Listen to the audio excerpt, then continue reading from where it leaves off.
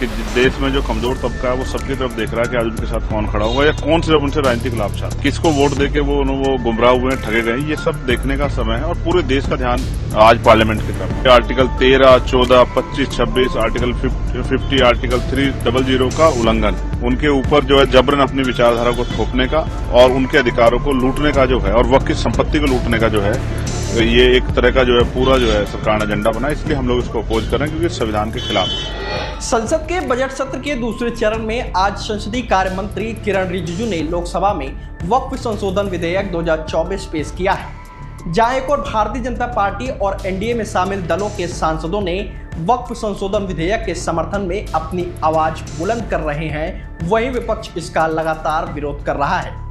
विधेयक पेश होने से पहले आजाद समाज पार्टी कांसीराम के अध्यक्ष चंद्रशेखर आजाद ने अपनी प्रतिक्रिया दी है। आजाद समाज पार्टी के अध्यक्ष और सांसद चंद्रशेखर आजाद ने वक्फ संशोधन विधेयक के पेश होने पर कहा कि आज सदन में जो स्थिति है वह उस तरह की है कि देश में सबकी नजर संसद की ओर बनी हुई है। सब लोग देख रहे हैं कि कौन किस ओर खड़ा है। यह एक ऐसा समय है कि देश में जो कमजोर तबका है वह देख रहा है कि कौन उनके साथ खड़ा है या कौन लोग उनसे राजनीतिक लाभ चाहते हैं। पूरे देश का ध्यान आज संसद की ओर है। चंद्रशेखर आजाद ने इसके अलावा क्या कुछ कहा, आप भी सुनिए। आज जो सिचुएशन है पार्लियामेंट में वो उस तरह की है कि सब लोग देख रहे हैं कि कौन किस तरफ खड़ा है। जैसे कल से चला है कि आर पार, मैं आर पार नहीं कहूंगा कि ये एक ऐसा समय है कि देश में जो कमजोर तबका है वो सबकी तरफ देख रहा है कि आज उनके साथ कौन खड़ा होगा या कौन सिर्फ उनसे राजनीतिक लाभ चाहता है या कौन जो है सिर्फ उनसे झूठे वादे कर रहा था, किसको वोट देके वो गुमराह हुए हैं, ठगे गए, ये सब देखने का समय है। और पूरे देश का ध्यान आज पार्लियामेंट की तरफ है। मैं शुरू करूंगा उन लाइनों से कि जलते घर को देखने वाले फूंस का छप्पर आपका है, आग के पीछे तेज हवा है, आगे मुकद्दर आपका है।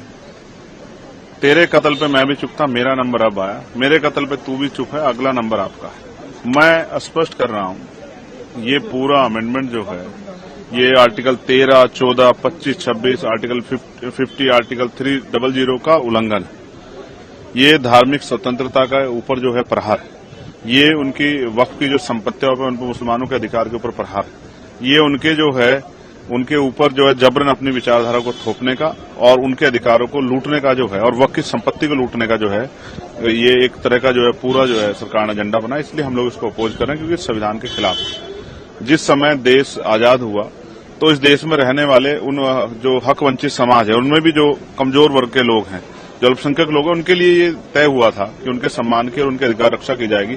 लेकिन आज सरकार उनके अधिकारों को कुचल रही है। इससे पूरे देश में जो है और दुनिया में भी चिंता की तरफ से हमारी तरफ देखा जा रहा है। हम कोशिश करेंगे कि अपनी तरफ से पुरजोर तरीके से इस बिल को इसका विरोध करें और उसका विरोध इतना सख्त दर्ज कराएं कि सरकार को इसको वापस लेना। सरकार कह रही है कि मुसलमानों के हितैषी, तो मैं पूछ रहा हूं कि आपने ऐसा क्या काम किया है जो उनके फायदे में हो?